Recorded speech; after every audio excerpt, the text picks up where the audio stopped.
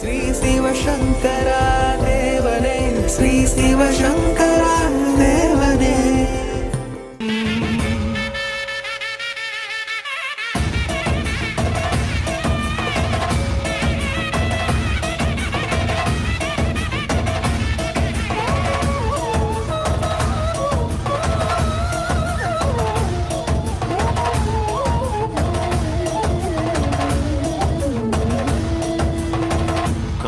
వృక్షవిహారి కలిదోషహారియై సర్వభూపాలురకు సిరులను కలిగించు మోహిని కృష్ణులుగా మోహము తొలగించు గరుడ వాహనమెక్కి ఘనదాస్యమును చూపు హనుమంత సేవలో అభయం ప్రసాదించు గజవాహనము కలి భ్రాంతిని తొలగించు సూర్య ప్రభను నిలిచి అక్షీణతను పెంచు శ్రీవత్సవక్షుడై ఆ చంద్ర ప్రభను విహరించు రథమెక్కి మనోరథమెక్కి మరిన వాంఛలను త్రుంచగా రయమెక్కి హరిహయమెక్కి కరుణ వీక్షణము పంచగా అకళంక చక్రమంత ప్రకటించి ధర్మార్థ కామ మోక్షమునరించు శ్రీధర గోవింద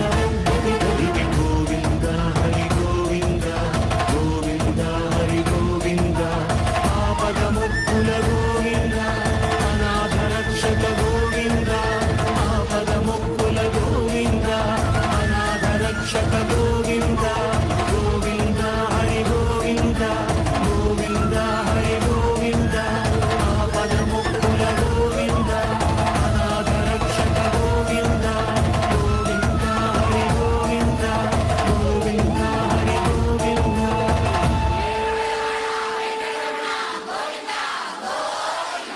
ధిం త తరిగిడ తిగద త ఝం ధిం ద త త ఝం నం ద త త ఝం తం తకిట ధన తజ తంగిడ తిగ తరిగిడ తిగ ధిం త తరిగిడ తిగద త ఝం ధిం దక్క తకిట ఝం ఝం దకిట దక్క ఝం త ఝం ఝం దకిట త ఝం కిడ తిగ తరిగిడ తిగ త ఝం తరి త త తరి త త తధణ తరి త త తరి త త తరిగిడ తిగ తరి త త ధన త త ఝం తరి త ధన తజ తంగిడ తిగ తరిగిడ తిగ త త తరిగిడ తిగ త ఝం ధిం ద త త ఝం నం దక్క తకిట ఝం త త ధిం తం నం తజ తంగిడ తిగ తరిగిడ తిగ త ది త ధన త త ధన త త తరిగిడ తిగ ధన త త ధన త త ధిం త తరి త త ధన త త తడి త ధన త ధన త ది తంగిడ తిగ తరిగిడ తిగ త త త ధిం తరిగిడ తిగ త త ధిం తరిగిడ తిగ త త ధిం తరిగిడ తిగ త త ధిం తరిగిడ తిగ త ఝం తరిగిడ తిగ త తంగిడ తిగ తరిగిడ తిగ ధింగిడ తిగ తరిగిడ తిగ తొంగిడ తిగ తరిగిడ తిగ త.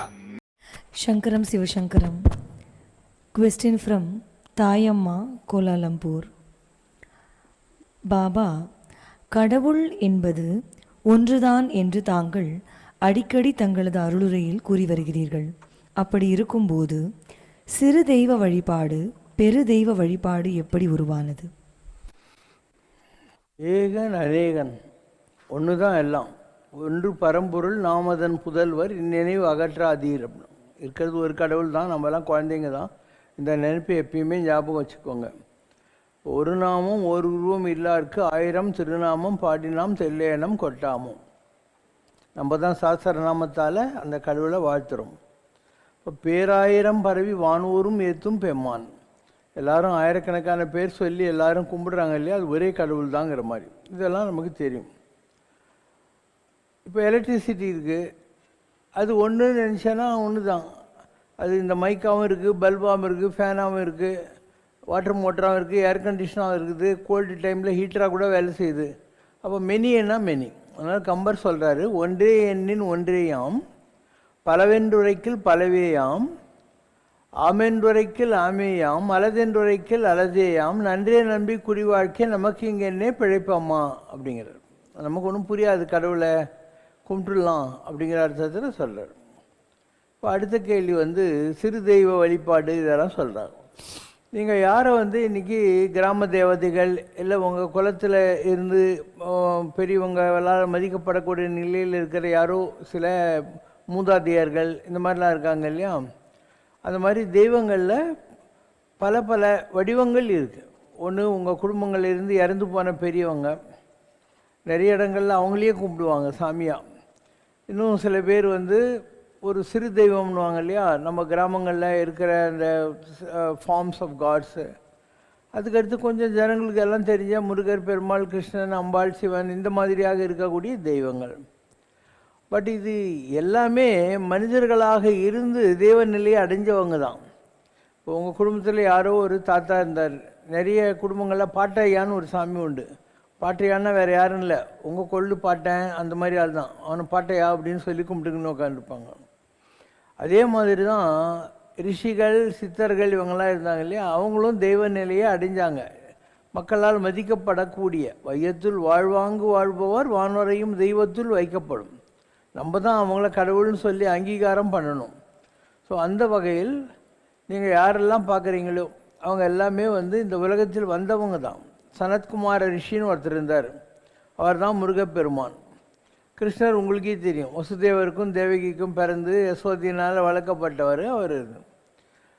எனிமோன் இன்றைக்கி நீங்கள் ஷிரடி பாபாவை கும்பிட்றீங்க, பரமாச்சாரியாரை கும்பிட்றீங்க, ராகவேந்தரை கும்பிட்றீங்க, அவங்க எல்லாருடைய ஆரிஜின், பேரண்டேஜ், பர்த் பிளேஸு, அவங்களுடைய ஹோல் லைஃப் ஹிஸ்ட்ரி, அவங்களுக்கு கல்யாணம் ஆயிருந்துச்சு எல்லாமே உங்களுக்கு தெரியுது இல்லையா.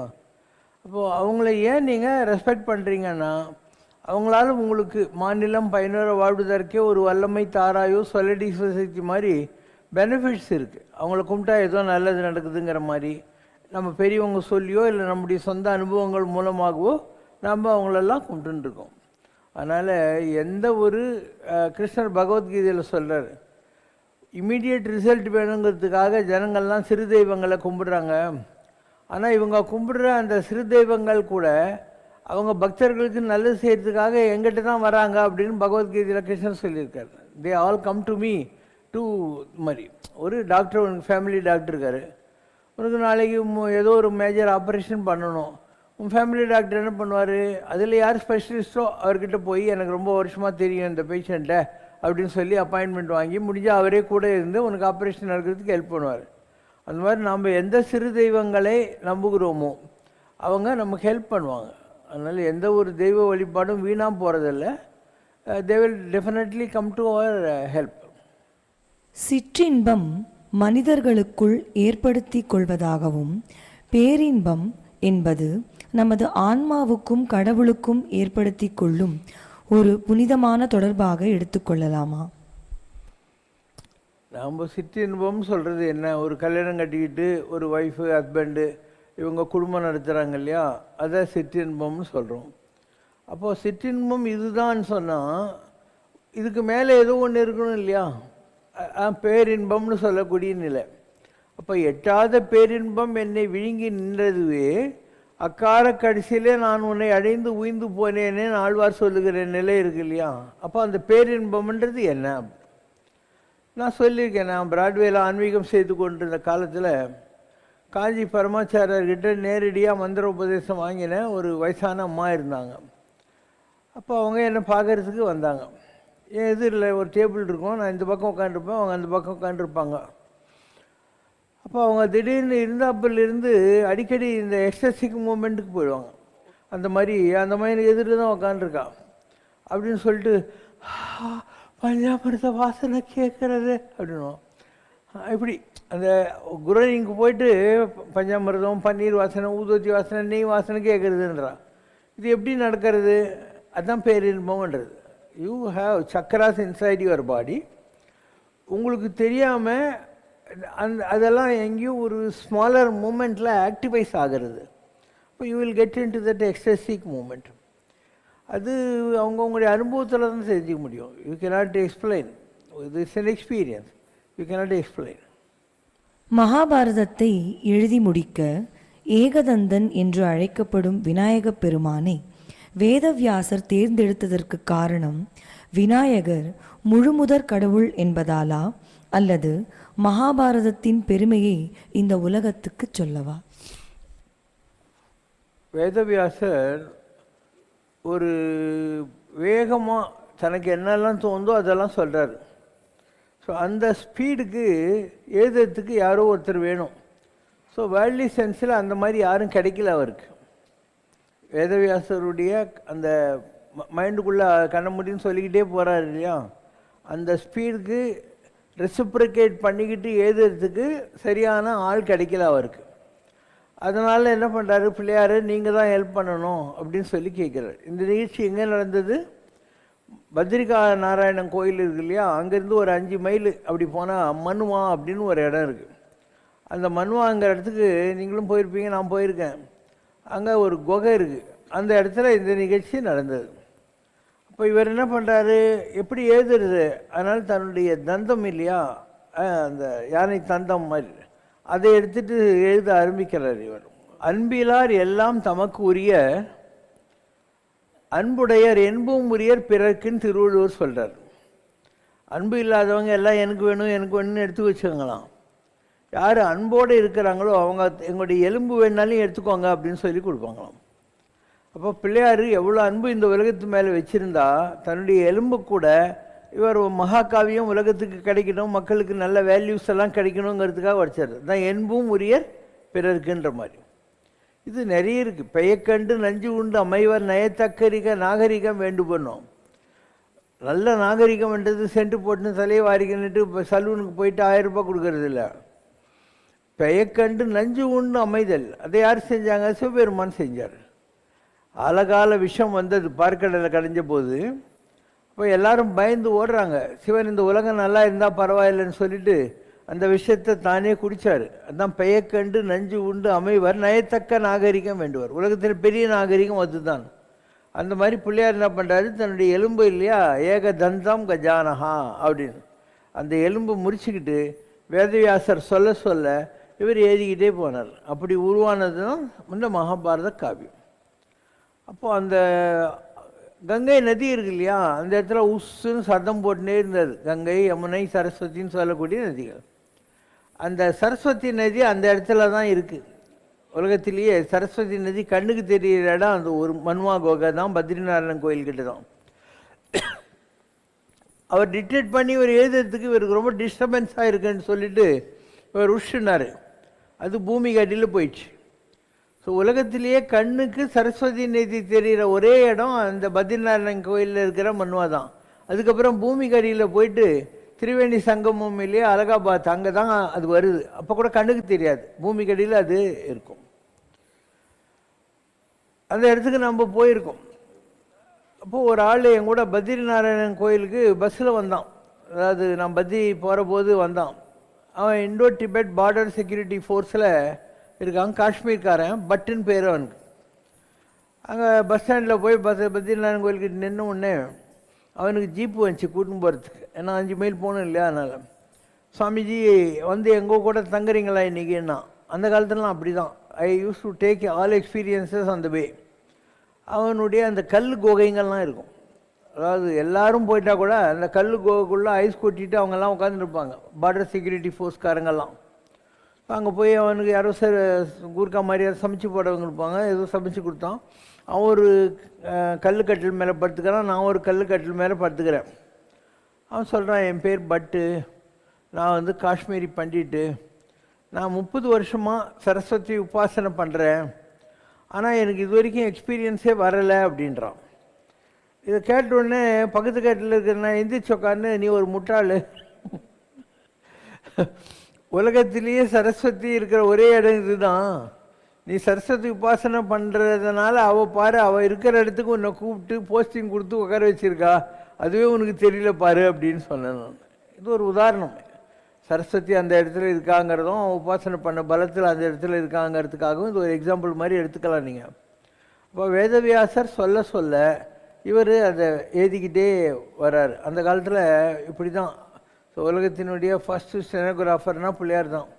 ரொம்ப பெரிய காவியத்தை எழுதுறதுக்கு அவர் ஹெல்ப் பண்ணார். அவர் சொல்கிற அந்த ஃப்ளோ ஆஃப் தாட்டுக்கு ஏற்ற மாதிரி வேறு யாரையாலும் எழுதியிருக்க முடியாது. அப்போ உலகத்துக்கு ஏதோ ஒரு நல்லது நடக்கணும், மக்களுக்கு எது தர்மம் எது அதர்மம்னு தெரியறதுக்கான ஒரு மகாகாவியம்தான். ஏன்னா மகாபாரதத்தில் இருக்கிற ஒவ்வொரு கேரக்டருமே ஒரு ஒரு உதாரணம் தான். செஞ்சோற்று கடன் தீர்க்கறதுக்கு உதாரணமாக இருந்தால் கர்ணன் இல்லையா, இப்படி ஒவ்வொன்றுத்துக்கும் ஒரு கேரக்டர் உதாரணமாக இருப்பான். அதனால தான் மகாபாரதத்துக்கு அவ்வளோ ஒரு மகிமை.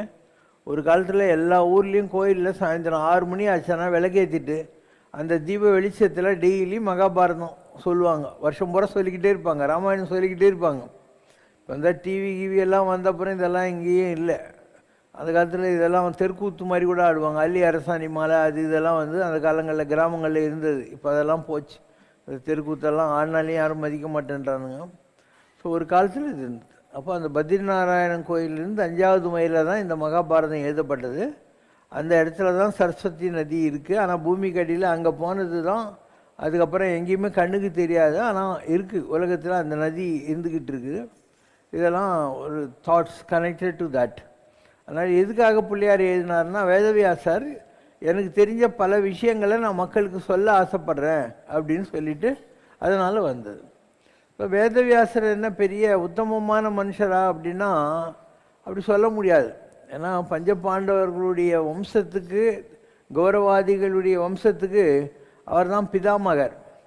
அவர் ஏன் அந்த மாதிரி இருக்காருன்னா, நீங்கள் கிரகங்கள் பார்க்குறீங்க இல்லையா, 9 கிரகங்கள், அதில் வேதவியாசருங்கிறவர் ஜூபிட்டர். அவர் தான் வந்து பிரகஸ்பதின்றது குரு பகவான். அதனால தான் பத்ரிநாராயணன் கோயில் இருக்கு இல்லையா, அது குருவோட இடம். ஒவ்வொன்றுத்துக்கும் ஒரு இடம் இருக்குது, அது குருவோட இடம். அந்த இடத்துல அவர் இருக்கார். ஸோ டோட்டல் மகாபாரத யுத்தத்தில் எல்லாத்தையும் கைட் பண்ணது, மானிட்டர் பண்ணது அவர் தான். இந்த அஸ்வத்தாமன் கோபம் வந்து என்ன பண்ணுறான், நம்ம துரியோதனனுக்கு இவ்வளோ பெரிய அகங்காரம் பண்ணிட்டாங்களே எல்லாரும் சேர்ந்துட்டு இந்த உலகத்தையே அழிக்கக்கூடிய பிரம்மாஸ்திரத்தை அவன் விடுறான். அப்போது அவனுக்கு திருப்பி வாங்கிறது தெரியாது, விட தான் தெரியும், அதை திருப்பி வாங்கிக்க தெரியாது. அப்போது கிருஷ்ணர் சொல்கிறார், வேதவியாசரை நீங்கள் வாங்கிக்கோங்கன்னு சொல்லிட்டு. ஸோ அஸ்வத்தாமனுடைய அந்த அஸ்திரத்தை, பிரம்மாஸ்திரம், உலகத்தையே அழிக்கக்கூடியது, அதை அவர் தான் வாங்கினார். பத்ரிகாசிரமத்தில் இந்த நிகழ்ச்சி நடந்தது. அப்போ கிருஷ்ணர் கோவப்பட்டு சொன்னாராம், உன்னால் உலகமே அழிய இருந்தது, அதனால் இந்த உலகம் அழியிற காலம் வரைக்கும் நீ வந்து இந்த உலகத்தில் இருக்கணும், இந்த உலகத்தில் என்னெல்லாம் கெட்டது நடக்குதுன்னு நீ பார்த்து வருத்தப்படணும் அப்படின்னு. அதனால் சிரஞ்சீவின்னு அழியாது இருக்கக்கூடிய சில பேர் இருக்காங்க உலகத்தில். அதில் அஸ்வத்தாமனும் ஒருத்தன்.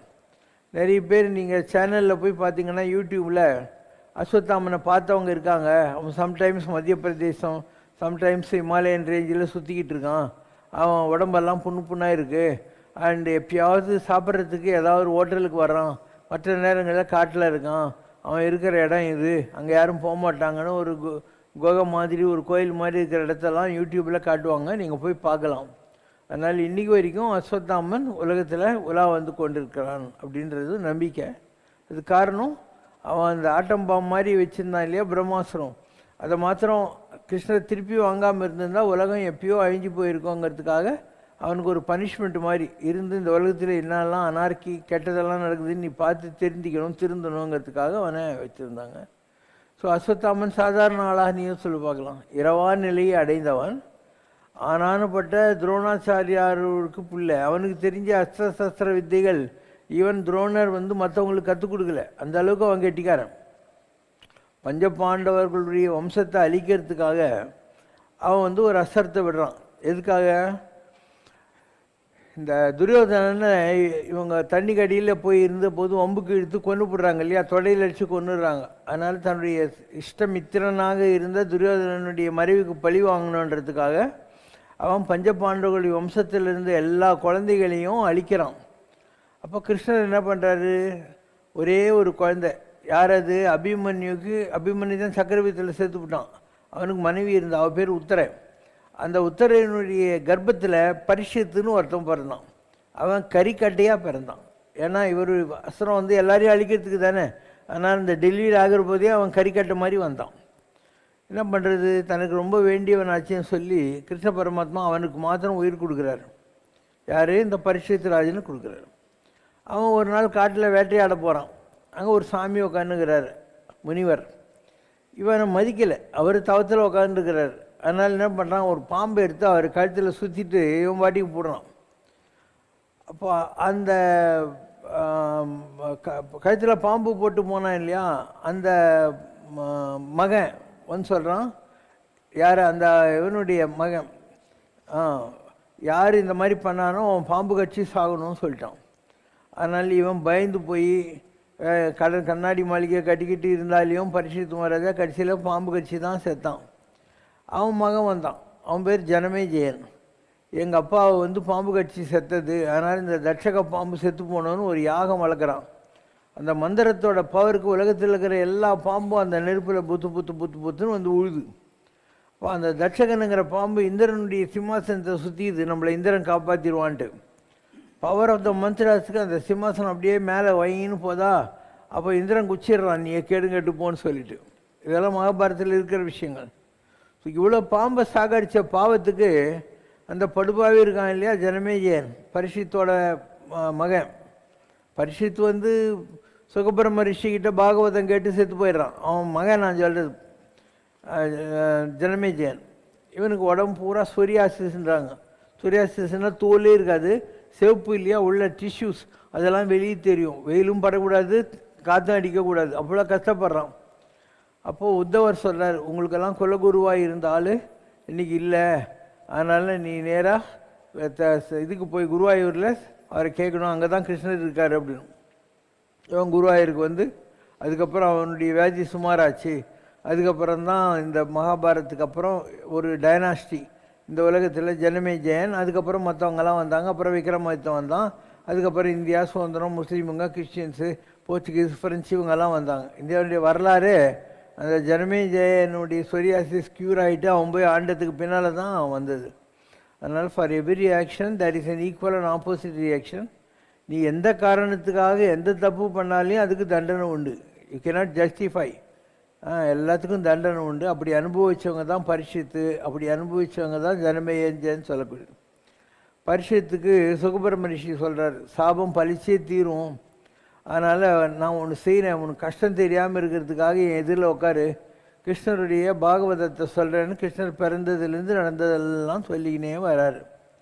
எல்லாம் கேட்டு முடிஞ்ச உடனே சொல்கிறார், பாம்பு உன்னை கடிக்க வேண்டிய நேரம் வந்துச்சு, என்னந்தாலும் நான் ஒரு பெரிய மனுஷன், அதனால் என் எதிரில் பாம்பு வந்து உன்னை கடிக்காது, அதனால் நான் கிளம்புறேன் அப்படின்னு அவன் தலைமையில் கை வைக்கிறார்.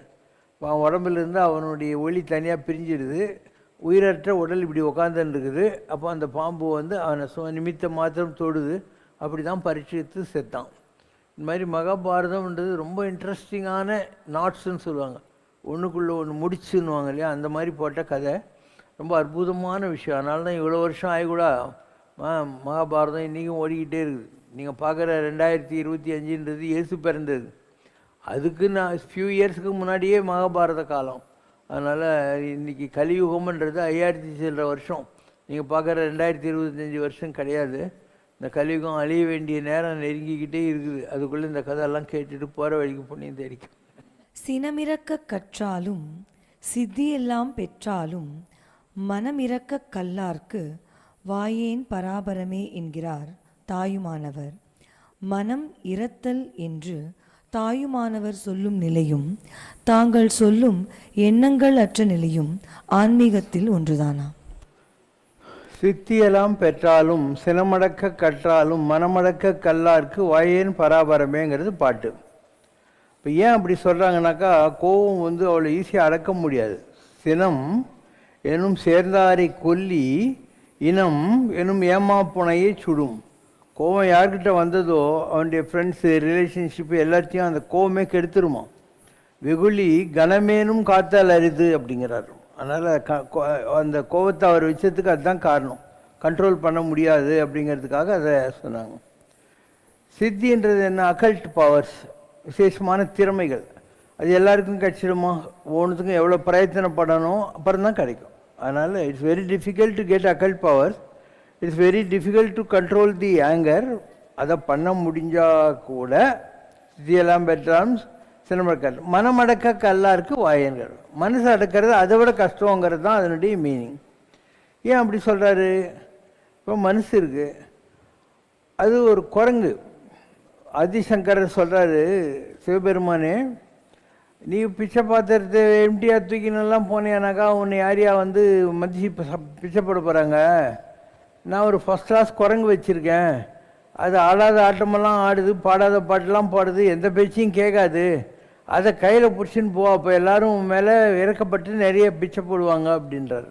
அப்போ என்ன குரங்குன்னா மனஸ் கபிம்ன்றது, மனம் என்ற குரங்கு. மனசை அடக்க முடியுமா? எவ்வளோ வேணால் நீ பண்ணலாம். உன்னை கண்ணை கட்டிடலாம், வாயில் துணி வச்சு அடிச்சிடலாம், காதில் காட்டன் அடிச்சிடலாம், கை காலெலாம் சங்கிலி போட்டு கட்டிடலாம், ஒரு இருட்டு ரூமில் லைட்லாம் ஆஃப் பண்ணி ரூமையும் பூட்டிடலாம். ஆனால் அவங்க மனசு இங்கேருந்து அமெரிக்கா லண்டனெல்லாம் போதா இல்லையா? அதை யாராலையும் அடக்க முடியல இல்லையா? அதனால தான் மனம் அடக்குவது என்பது அவ்வளோ, யானை அடக்கிடலாம், அது பண்ணிடலாம், இது பண்ணலாம், மனசை அடக்கிறது என்பது அவ்வளோ ஈஸி இல்லை அப்படின்னு. அப்போ மனசை யாரால் அடக்க முடியுதோ அவன் எல்லா தர்மத்திலையும் பெரிய தர்மம். மனதுக்கண் மாசு இளநாதல் அனைத்து அரண் ஆகுல நீரபிற.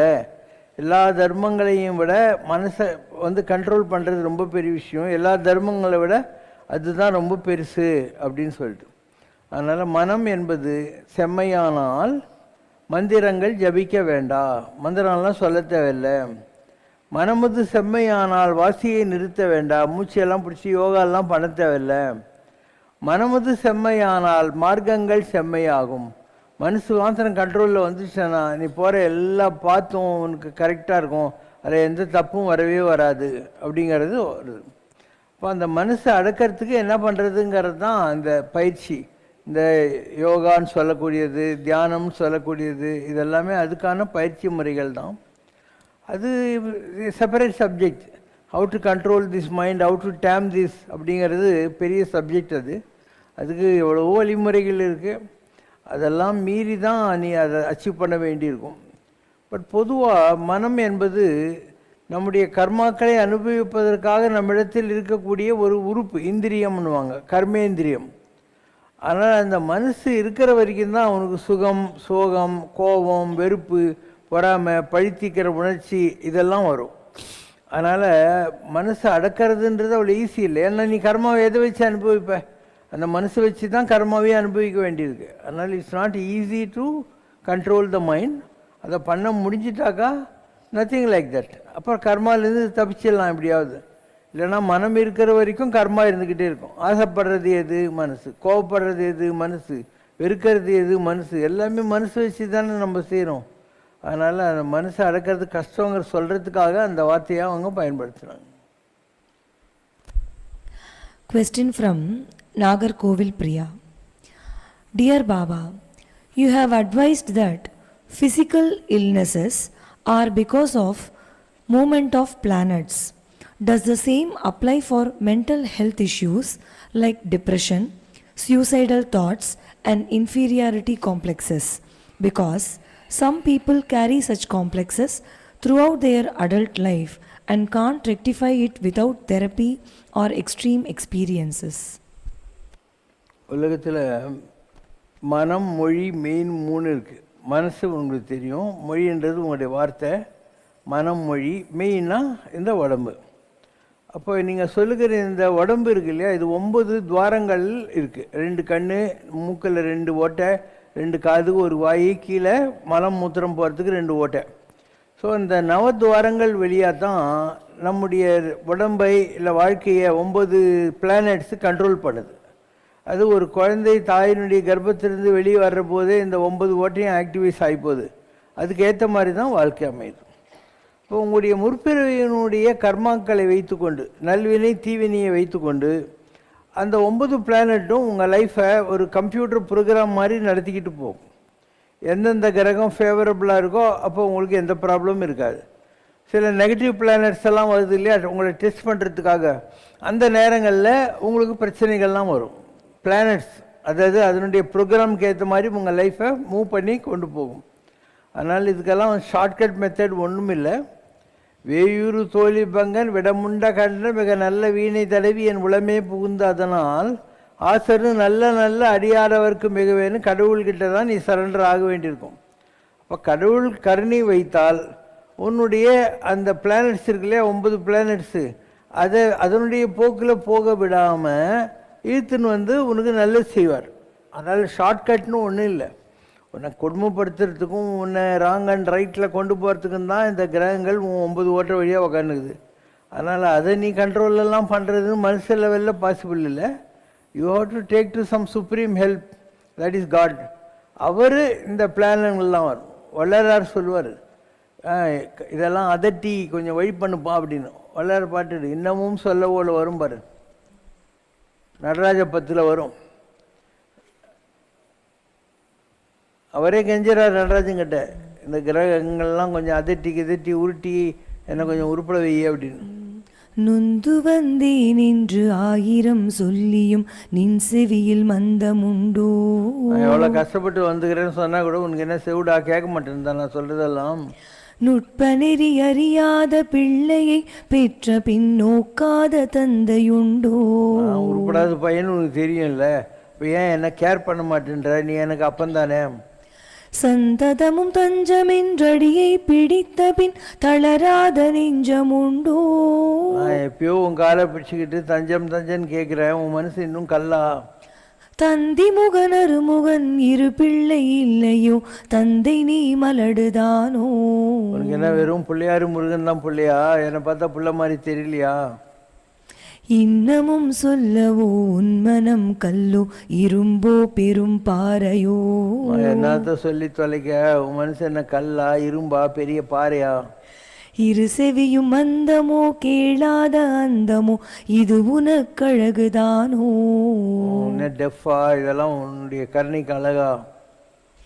என்னென்ன மோகமோ இது என்ன கோபமோ, இதுவோ உன் செய்கைதானோ. இரு பிள்ளை தாபமோ யார் மீது கோபமோ, ஆனாலும் நான் விடுவனோ. நீ என்ன பண்ணாலும் சரி நான் உன்னை விடுறதா இல்லை.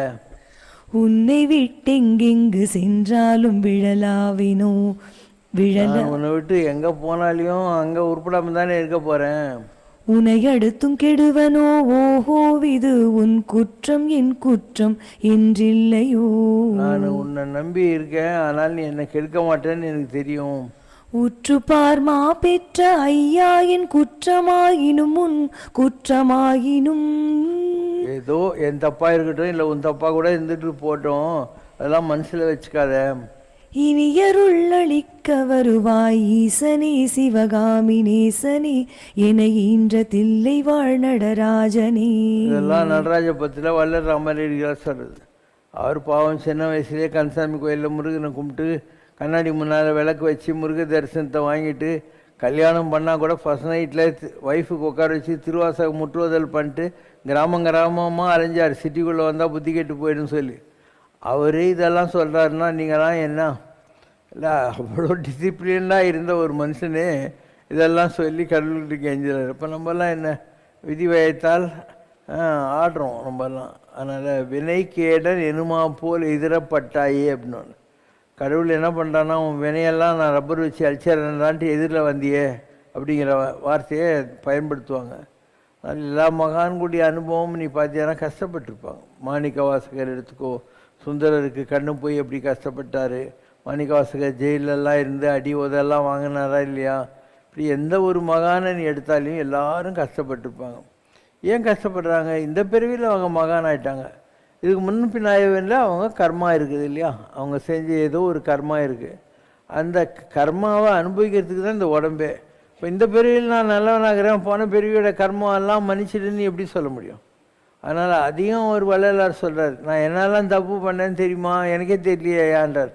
கிளை வழியில் முள்ளிட்டேனோ, கொண்ட பொருள் பறித்தனோ, மாதந்தமை நோக்கடித்தேனோ, ஜனங்க நடந்து போகிற பாதையில் முள்ளுக்கிள்ளு போட்டு அவங்க கால் குத்துறதுக்கு நான் காரணமாக இருந்தேனா? யாராவது பொண்ணுங்களை நான் உன்னை கல்யாணம் பண்ணிக்கிறேன்னு சொல்லி லவ் பண்ணி ஏமாற்றி அவங்க கண்ணில் தண்ணி வர்றதுக்கு காரணமாக இருந்தேனா? இதெல்லாம் சொல்லுவார். 4 வரி சொல்லு. நல்லோர் மனத்தை நடுங்கச் செய்தேனோ, நல்லவங்க மனசு கஷ்டப்படுறதுக்கு நான் காரணமாக இருந்தேனா? வலிய வழக்கிட்டு மானம் கெடுத்தேனோ, அனாவசியமாக யார் மேலேயாவது கோர்ட்டில் கேஸ் போட்டு அவங்கள அவமானப்படுத்தினா? தானம் கொடுப்போரை தடுத்து நின்றேனோ, யாரோ தானம் கொடுக்குற போது கொடுக்காதடா அவங்கெல்லாம் ஃப்ராடுங்கடா அப்படின்னு சொல்லி நான் தடுத்தனா? கலந்த ஸ்நேகரை கலகம் செய்தேனோ, குடும்பத்தில் ஒத்துமை வராமல் இருக்கிற மாதிரி கலகம் பண்ணனா? மனமொத்த நட்புக்கு வஞ்சகம் செய்தேனோ, யாரோ ரொம்ப நல்ல ஃப்ரெண்டாக இருந்தான், அவனுக்கு நான் ஃப்ராட் பண்ணனா, வஞ்சகம் பண்ணனா? குடிவரி உயர்த்தி கொள்ளை கொண்டேனோ, இஷ்டத்துக்கு டேக்ஸ் எல்லாம் போட்டு ஜனங்களை கஷ்டப்படுத்தினா? ஏழைகள் வயிறு எரிய செய்தேனோ, ஏழைங்க வயிற்றுல அடிச்சனா? தருமம் பாராது தண்டம் செய்தேனோ, எது நியாயம்னு பார்க்காம தப்பு தண்டாலாம் பண்ணனா? மண்ணோரம் பேசி வாழ்வழித்தேனோ. கோர்ஸ் சொல்கிறதெல்லாம் பண்ணி யாரையாவது நானும் தொலை பண்ணனா? உயிர் கொலை செய்வோர்க்கு உபகாரம் செய்தேனோ. கொலை பண்ணுறவங்களுக்கு நான் ஹெல்ப்ஃபுல்லாக இருந்தேனா? களவு செய்வோர்க்கு உளவு சொன்னேனோ. திருடங்கக்கிட்ட எந்த இடத்துல திருடலான்னு சொல்லி ஐடியா கொடுத்தனா? பொருளை இச்சித்து பொய் சொன்னேனோ. பணத்தை அபகரிக்கிறதுக்காக நான் போய் சொன்னேனா? ஆசை காட்டி மோசம் செய்தேனோ. இது ஆசை காட்டி மோசம் பண்ணனா? வரவு போக்கொழிய வழி அடைத்தேனோ. இப்படி வரிசையாக ஒரு லிஸ்ட்டு கொடுக்குறாரு. அப்போ இவ்வளோ பெரிய மகான்களே அவங்க வாழ்க்கையில் வரக்கூடிய பல்வேறு டெஸ்ட்டுலாம் வர்றபோது இதுக்கு மாதிரிலாம் புலம்புறாங்க. நான் என்ன பண்ணேன்னு தெரியலையே, எனக்கு எதுக்கு இவ்வளோ கஷ்டம்ன்ற மாதிரி இல்லையா? வள்ளலார் 2 பாட்டு இப்போ சொன்னேன் இல்லையா? அவ்வளோ பெரிய உயர்ந்த நிலையை ஜோதியிலேயே அடைஞ்சவங்கெல்லாம் கூட இப்படி புலம்புறாங்க. இப்போ நமக்கு என்ன தெரியும்? நம்ம எந்த பிறவியில் என்ன தப்பு பண்ணோம் என்ன நமக்கு ஏதாவது தெரியுமா? பத்ராச்சல ராமதாசன் ஜெயிலில் இருக்கான் 12 வருஷம். புலம்புறான். சீத்தம்மா தள்ளின்னு புரோமணி சப்பே லக்ஷ்மணா நீ சொல்லு, ஆஞ்சநேயா நீ சொல்லு, எல்லாம் புலம்புறான். ஏன்? அவன் ஒரு கிளியை 12 வருஷம் கூண்டில் அடைக்க வச்ச பாவம் அவன் 12 வருஷம் ஜெயிலில் அடைய வேண்டியிருக்கு. இப்படி எல்லாத்துக்கும் காரணம் இருக்கும். நம்ம இந்த பிறவியில் எதுக்காக கஷ்டப்படுறோமோ அதுக்கு முன்பிறவிகளுடைய காரண காரியங்கள் இருக்கும். அது நமக்கு புரியாததுனால நம்ம இந்த பிறவியை மாத்திரம் வச்சு ஜட்ஜ் பண்ணிக்கிறோம். எனக்கு எது கஷ்டம், நான் தான் கரெக்டாக இருந்தேன்ற மாதிரி தோணும். அதனால் நமக்கு தெரியாது, எல்லாம் இருக்குது. கடவுளுக்கு தெரியாதது நமக்கு தெரிஞ்சுக்குமா? அதனால் எது நடந்ததோ அது நன்றாகவே நடந்ததுன்ற மாதிரி வாழ்க்கையில் எது நடந்தாலும் எல்லாத்தையும் வேடிக்கை பாரு. நெவர் புலம்பாத. ஏதோ கடவுள் உன்னை தண்டிக்கிறாரு, உனக்கு தொந்தரவு கொடுத்தாருன்னு நினைக்கவே தேவையில்லை. எல்லாத்துலேயும் ஏதோ ஒரு காரண காரியம் இருக்கும். நமக்கு புரியாமல் போகலாம். It is better to cooperate with the process. நாதவிந்து கலாதி நமோ நம வேத மந்திர ஸ்வரூபா நமோ நம ஞான பண்டித சாமி நமோ நம விவேகோடி நாம சந்து குமார நமோ நம போகாந்தரி பாலா நமோ நம நாகபந்த மயூரா நமோ நம பரசூர சேததண்ட வினோதா நமோ நம நீத கிங்கிணி பாதா நமோ நம வீர சந்திரம வீரா நமோ நம गिरिराज दीपमंगल ज्योति नमो नमः तूय अम्बल लीला नमो नमः देव कुंजरी आगा नमो नमः वरुदारा ईदलुं पल कोलाल पूजयुं ஓதலும் குணாச்சார நீதியும் ஈரமும் குரு சீபாத சேவையும் மறவாத ஏழ்தலம் புகழ் காவிரியா விளை சோழ மண்டலமீது மனோகர ராஜகம்பீர நாடாளு நாயக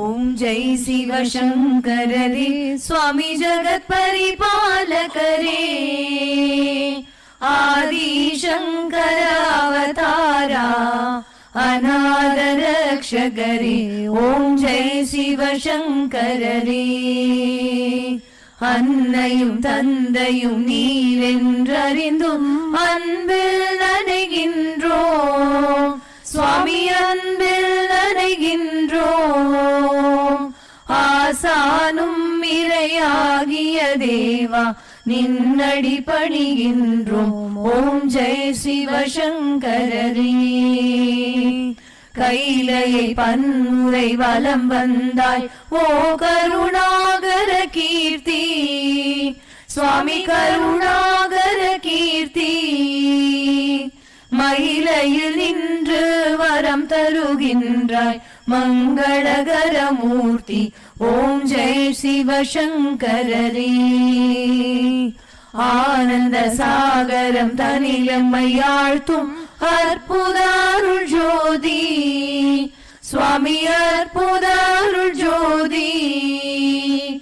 ஆரத்தி செய்து பாடி மகிழ்ந்தோம் அருள்வாய் பரஞ்சோதி ஓம் ஜெய் சிவசங்கரரே. நாராயண நாராயண ஓம் சத்யநாராயண நாராயண நாராயண ஓம். நாராயண நாராயண ஓம் சத்யநாராயண நாராயண ஓம் சத்யநாராயண நாராயண ஓம். ஓம் ஜெய் சிவசங்கரரே. குறை ஒன்றுமில்லை மறைமூர்த்தி கண்ணா, குறை ஒன்றும் இல்லை கண்ணா, குறை ஒன்றுமில்லை கோவிந்தா.